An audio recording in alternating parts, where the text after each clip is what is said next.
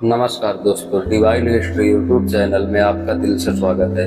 आज हम जिंदगी बदलने वाली गौतम बुद्ध की 3 कहानियां सुनाने वाले हैं। पहली कहानी है अंगुलीमाल डाकू की। एक समय की बात है जब अंगुलीमाल एक कुख्यात डाकू हुआ करता था और वह अपने किए हुए अपराधों का दंड भुगतने से बचने के लिए घने जंगल में छिप जाता है। एक दिन गौतम बुद्ध भी उसी जंगल में जा रहे थे, तभी अंगुलीमाल अचानक से उनके सामने आता है।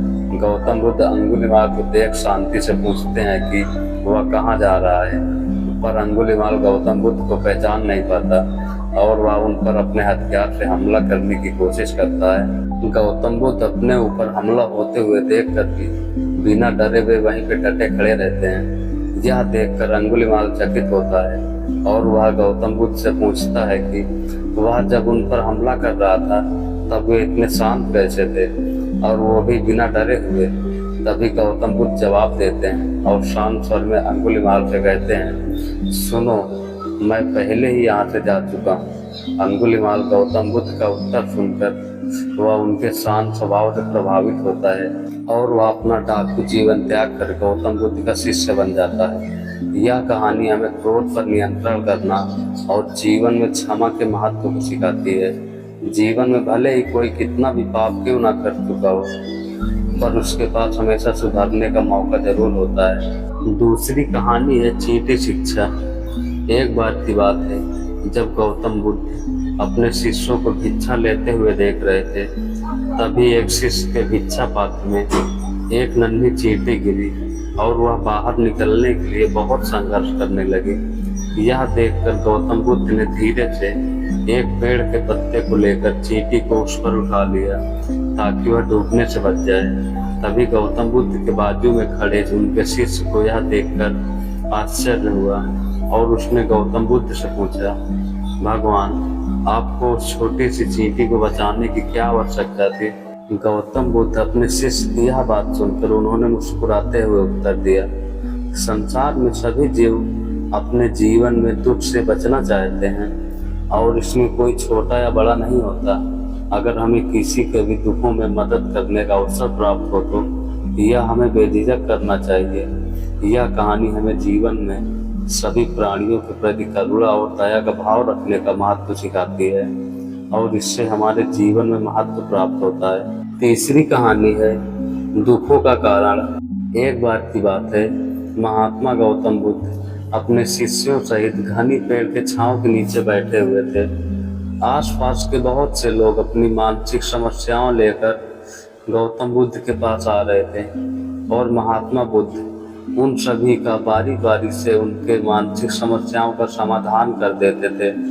वहीं से कुछ दूर बैठा एक दुखी भिखारी अपने भाग्य को कोसता हुआ सोचने लगा कि अभी कुछ देर पहले तो यह सभी लोग दुखी मन से मुंह लटकाए उस महात्मा के पास गए थे और अब इतना खुश होकर कैसे वापस लौट रहे हैं? आखिर इन्हें कौन सा समाधान मिल रहा है?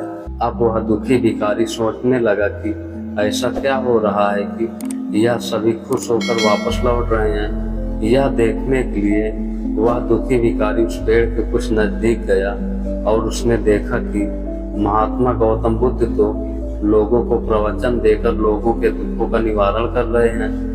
यह देखकर उस भिखारी के मन में भी इच्छा हुई, क्यों ना मैं भी इस महात्मा को अपना दुख बताकर समाधान पाऊं और मुझे अपने दुख का समाधान अवश्य ही मिलेगा।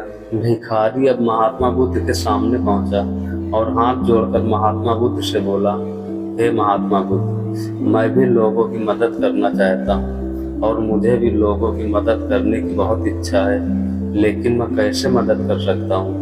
मैं बहुत गरीब हूँ और ना ही मेरे पास कोई ऐसी चीज है जिससे कि मैं किसी की मदद कर सकूं और मैं कोशिश करने पर भी किसी की मदद नहीं कर सकता हूं। मुझे भगवान इतना गरीब क्यों बनाया है? और हे महात्मा, मुझ पर कृपा कीजिए।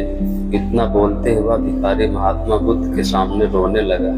तब महात्मा बुद्ध ने उससे कहा, तुम बहुत ही अज्ञानी हो और तुम अब तक इस भ्रम में ही जी रहे हो कि तुम्हारे पास कुछ नहीं है और जबकि दूसरों को देने के लिए तुम्हारे पास बहुत कुछ है। तुम बिना धन और वस्त्र के भी किसी की मदद कर सकते हो। तुम्हारे पास जुबान है, जिससे तुम मीठे शब्द बोलकर किसी के चेहरे पर तुम मुस्कान ला सकते हो।